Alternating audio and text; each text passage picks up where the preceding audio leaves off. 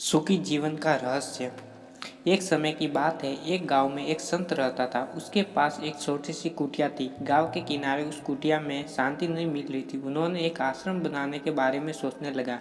उन्होंने सोचा कि मैं लोगों के सहयोग से एक आश्रम बनाऊंगा जिससे काफ़ी अच्छा रहेगा और मुझे संतुष्टि भी मिलेगी। उसके लिए वह गांव गांव जाकर सहयोग के लिए चंदा मांगने लगा। कुछ लोगों ने उनका सहयोग भी किया। तभी उनकी मुलाकात एक मायावती लड़की से हो जाती है जो बहुत गरीब और एक छोटी सी कुटिया में रहती थी।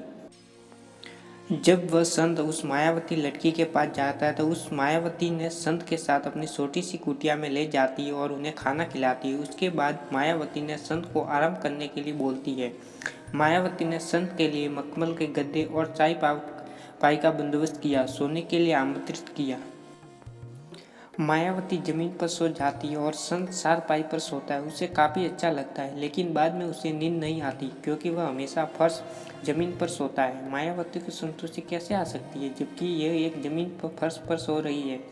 कुछ समय बाद जब मायावती जाग जाती है तो उसे के बाद संत उससे पूछता है कि तुम जमीन पर फर्श पर सो रही हो, वो भी इतनी चैन से, कि नींद कैसे आ सकती है। जब मायावती ने कहा कि मुझे जो मिलता है उसी में मैं संतुष्ट रहती हूँ। मैं बहुत भाग्यशाली हूँ कि मेरे पास एक छोटी सी कुटिया है। जब मेरे को एक वक्त का खाना मिलता है तो मैं उसमें बहुत भाग्यशाली समझती हूँ। इसीलिए जब मैं फर्श पर सोती हूँ तो ऐसा लगता है कि मैं मेरी माँ की आंचल में सो रही हूँ। उसके बाद संत को समझ में आ जाता है कि मैं क्यों कर रहा हूँ, शायद ये गलत है। सुखी जीवन के लिए किसी अच्छे आश्रम का होना जरूरी नहीं है। उसके बाद वह मायावती के पास से वापस अपनी कुटिया की ओर आ जाता है और जो भी उन्होंने चंदा अपने पास एकत्रित किया था उन्होंने गरीबों में बांट देता है। वह अपने जीवन काल में खुश रहता है। शिक्षा। सुखी जीवन के लिए किसी धन की आवश्यकता नहीं होती है।